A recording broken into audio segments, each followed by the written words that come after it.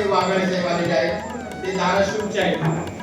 ते धाराशिवचे आहेत आणि त्यांचं पण वकिली करता जर्नलिझममध्ये फार मोठं काम आहे. ते पण वकिलांच्या आणि अडचणी वकील सरकारपर्यंत काम करत आहेत. आणि सरकार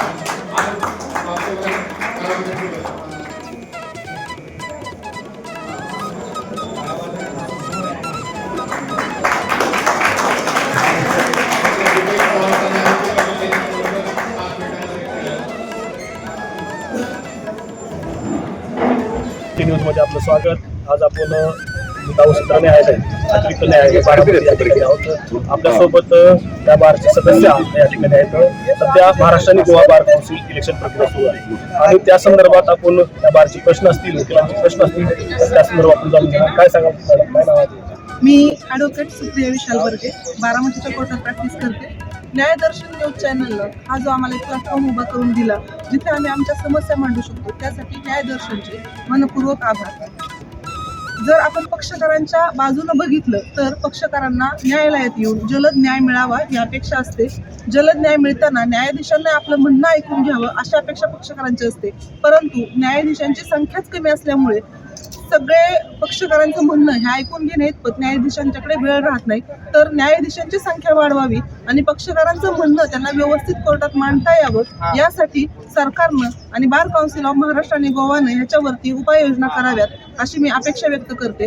दुसरं म्हणजे आम्हा वकिलांचे सुद्धा खूप सारे प्रश्न असतात, जसे की नवीन वकिलांना स्टायपेंड असावा, सिनियर वकिलांना पेन्शन असावी, तर ज्या काही वकिलांच्या आरोग्य समस्या आहेत त्यासाठी आरोग्य विमा किंवा मोटर ॲक्सिडेंट क्लेम सारख्या विमा संदर्भातल्या सुविधा आम्हाला दिल्या पाहिजेत. सोबतच जर आपण काही समस्या बघितल्यात तर त्याच्यामध्ये इन्फ्रास्ट्रक्चर चांगलं असावं, सोबत कॉम्प्युटर आणि इतर सेवा सुविधा ह्या कोर्टाच्या माध्यमातून आम्हाला पुरवल्या गेल्या पाहिजेत. जर वकिलांच्या बाजूनेच बघितलं तर महिलांना ह्या सगळ्यात पाठीमागं राहतात. सगळ्या केसेस महिलांच्याकडे येतातच असं होत नाही, किंवा महिला जेव्हा न्याय मागायला कोर्टात येतात तेव्हा बऱ्याच महिला म्हणतात की न्याय महिलांच्या बाजूने आहे, परंतु तो न्याय मागण्यासाठी कोर्टात यावं लागतं, लढावं लागतं. कित्येक वर्ष केस चालू राहते आणि प्रत्यक्षात मात्र त्यांच्या हातात पोटगीचे 4 रुपये मिळतात, मात्र न्याय मिळतो असं दिसत नाही आणि त्या नाराज होऊन माघारी जातात. कित्येक वेळा कायद्याच्या बाजूने त्यात पळवाटा काढल्या जातात. तर कोर्टात येताना कायद्याच्या दृष्टीनं पळवाटा काढल्या जाऊ नयेत, इतके कायदे कडक असावे, त्याची अंमलबजावणी कडक स्वरूपात व्हावी. गुन्हेगारांनी, आरोपींनी एखादा जर गुन्हा केला असेल तर त्याला निश्चित शिक्षा व्हावी. महाराष्ट्रातलाच नव्हे तर भारतातला भ्रष्टाचार दूर व्हावा आणि पक्षकारांना, समाजाला योग्य न्याय भेटावा, कडक न्यायाची अंमलबजावणी व्हावी, हीच माझी या बार काउन्सिलच्या इलेक्शनला बार काउन्सिलच्या सदस्यांच्याकडून आणि सरकारच्याकडून अपेक्षा राहील. आपण या न्यायदर्शन न्यूज चॅनलनं मला इथे जे माझं म्हणणं मांडण्याची संधी दिली त्याबद्दल मी आपले मनपूर्वक आभार मानते. महाराष्ट्र आणि गोवा बार काउन्सिल इलेक्शन प्रक्रिया सुद्धा सुरू आहे. आपल्या काय मागण्या आहेत तर काय सांगाल?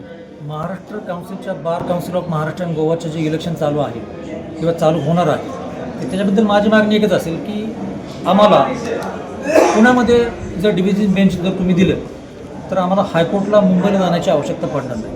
दुसरी गोष्ट अशी आहे की प्रॉपर इथले जे लोक आहेत, सासवड म्हणा, बारामती म्हणा, इंदापूर म्हणा, देऊळ म्हणा, तर आमच्या सगळ्या लोकांना आणि पक्षकारांना सगळ्यात महत्त्वाची गोष्ट म्हणजे पक्षकार, तर आम्हाला पक्षकारांना आणि वकिलांना पुण्यात जाऊन कामकाज करता येईल आणि मुंबईला जाण्यासाठी जशी रेल्वेची सोय आहे तशी इथून पुण्यात जाण्यासाठी जर सोय झाली, बाकीच्या सगळ्या गोष्टी आहेत, तर ते डिव्हिजन बेंच जर पुण्यात घेऊन आले तर खूप सगळं रिट पिटिशन म्हणा, बेल ॲप्लिकेशन म्हणा, सेकंड अपील ह्या ज्या काही गोष्टी आहेत ते पुण्यात व्यवस्थितपणे चालेल आणि आमच्या खूप वकिलांचे आम्हाला कोड काढून पुण्यात कामकाज करता येईल आणि संध्याकाळी आम्ही घरी येऊ शकतो. त्यासाठी मुंबईला जाण्यासाठी जो आमचे 2-2 दिवस जातात, की जाण्यासाठी पूर्ण 1 दिवस, येण्यासाठी पूर्ण 1 दिवस आणि विशेष तिथं पुणे जिल्ह्यातच खूप प्रकारे मोठ्या प्रमाणावर काम आहे. त्यासाठी बार काउन्सिल ऑफ महाराष्ट्र आणि गोवा यांनी आमच्या ह्या मागणीची प्रामाणिकपणे दखल घ्यावी आणि त्यांनी डिव्हिजन बेंच पुण्यात कसं जास्तीत जास्त लवकर आणि कमी कालावधीमध्ये स्थापन करता येईल ही त्यांनी जोर लावावा आणि ही आमची मागणी पूर्ण करावी एवढे बोलतो आणि या चॅनलचे मी धन्यवाद मानतो, त्यांनी आम्हाला बोलण्याची संधी दिली. सोनाली जगताप, बारामती बार असोसिएशन तर्फे माझे मनोगत करत आहे. बारामती बार असोसिएशनमध्ये मी जवळजवळ 19 वर्ष प्रॅक्टिस करत आहे. त्या प्रॅक्टिसमध्ये मला असं जाणवलं की ज्युनियर आणि सिनियर यांचे भरपूर प्रश्न आहेत. शिवाय ज्युनियर्स मुलांना स्टायपेंड वगैरे देण्याकामी बार कौन्सिल आणि भारत सरकारचे प्रयत्न असावेत. तसेच सिनियर लोकांना पेन्शन योजना वगैरे असावी आणि बरेच लोकांना आकस्मिक अशा काही गोष्टी निर्माण होत असतात त्यावेळेस त्यांच्यासाठी विमा योजना ही कंपल्सरी एनरोलमेंट करतानाच बार कौन्सिलतर्फे अशी सक्तीची असावी. त्या कारणाने तरी 4 पैसे साचून आपल्याच पैशाचा फायदा विम्याच्या स्वरूपात आपल्याला मिळणार आहे. कारण सगळ्याच गोष्टी सरकारवर आणि बार कौन्सिलवर थोपवता येणार नाही आणि असे बरेच प्रश्न आहेत. आणि प्रॅक्टिस करताना कधीकधी वकिलांवरती हल्ले होतात तर त्या हल्ल्यासाठी प्रोटेक्शन ॲक्ट वकिलांसाठी करण्यात यावा आणि तो विधिमंडळात मांडून त्याला मान्यता मिळावी एवढीच मी आपल्या चॅनलच्या माध्यमातून सांगू इच्छिते. मला बोलण्याची संधी दिली. धन्यवाद. धन्यवाद मॅडम. न्यायदर्शन मराठी चॅनलला आपण माहिती दिल्याबद्दल.